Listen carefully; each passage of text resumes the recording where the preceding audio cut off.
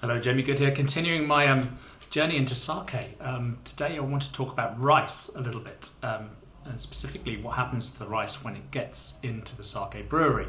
The first stage is this process called polishing, and when you get interested in sake, you'll see all these percentages of the polishing ratios on the bottles. And so basically, the outside husks, if you look at the rice, as it comes in, they're all polished off in a machine. And how much you polish depends on how much is left.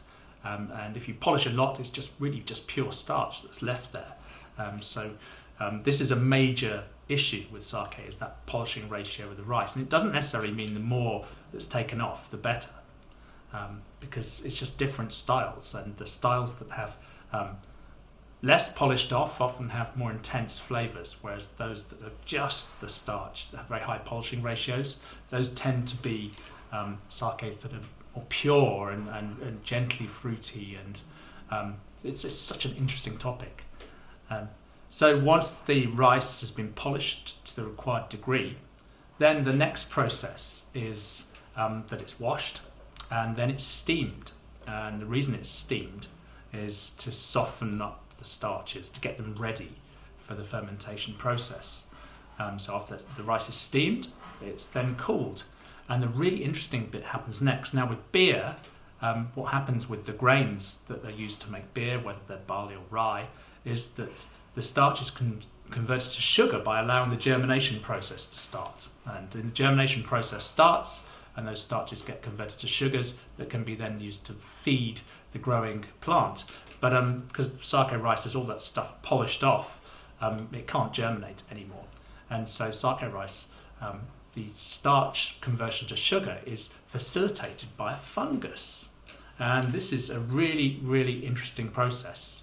So the fungus is koji, and also the rice that has been allowed to be infected by this fungus is also called koji. So while the rice is still warm, a certain portion of the rice that's going to be used to making sake, not all of it, is turned into koji by spraying these spores over the top of it and then leaving it to ferment at a certain temperature. The rooms used for making koji are kept at an elevated temperature so that the fungus grows. And the rice is also turned so that the fungal infection is even all over the rice. And it sounds gross, but actually what this fungus does is has enzymes that's able to convert the starch to sugar. And then obviously once you've got sugar, then you can ferment. So a portion of the rice is kept as koji, and then the rest is kept as uninfected. And then before fermentation, they're all mixed together. So the enzymes from the koji are then able to facilitate that transformation of starch into sugar, which happens at the same time as the fermentation. So it's a way of controlling, I guess, the fermentation speed and temperature. There are other factors at play that can affect that, but it's super interesting. Anyway, I've got two sakes to try now, and they're both in the category Junmai, which is the term used when you haven't added high-strength alcohol during the sake manufacturing process. And this is the first one here.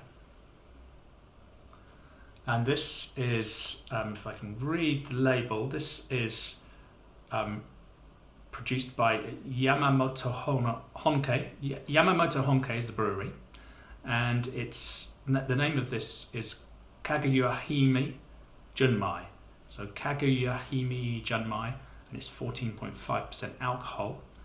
And it says on the label here, there's a percentage there, 60%. So this is polishing ratio of 60%, means 60% of the grain is left, and 40% is polished off. But this is just Junmai. It could be, I guess, with 60%, it could be Junmai Ginjo, but I need to learn more about this. It just says Junmai on the back. So let's give it a whirl. It's a very elegant nose. It's very fine. It's got some sort of pear drop and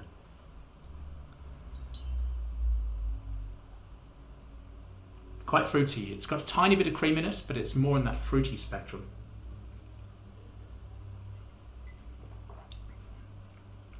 Yeah, this is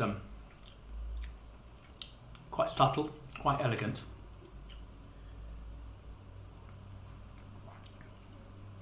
Lovely fruit here, quite gentle. A took a note on it yesterday. What did I say about it yesterday when I tried it?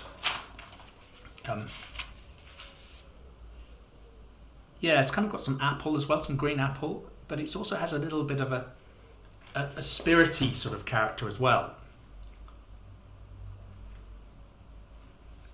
I like it.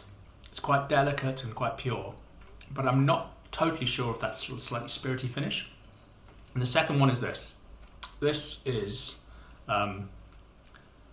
it's Mitsutake Shuzojo Company. That's the brewery, Mitsutake.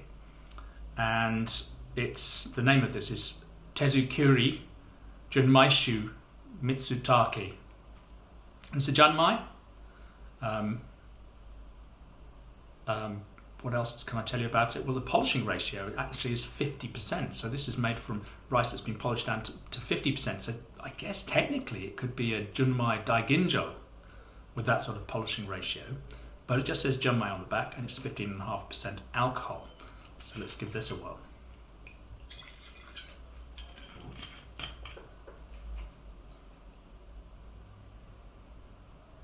Sort of really appealing, sweet, fruity nose. There's again some more pear, some of that sort of stewed plum sort of character.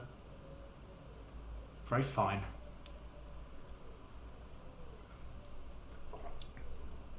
In the mouth, lovely volume. It's got a sweetness on the mid palate. It's quite broad.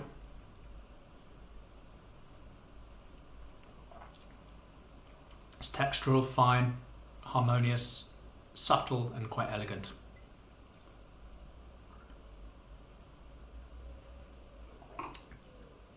Yeah, that's really good. I like that one a lot. Lovely elegance and just a slight saltiness on the finish. Pretty good stuff. Well, I'm continuing my journey. Thanks for watching. I'll be back soon with more sake.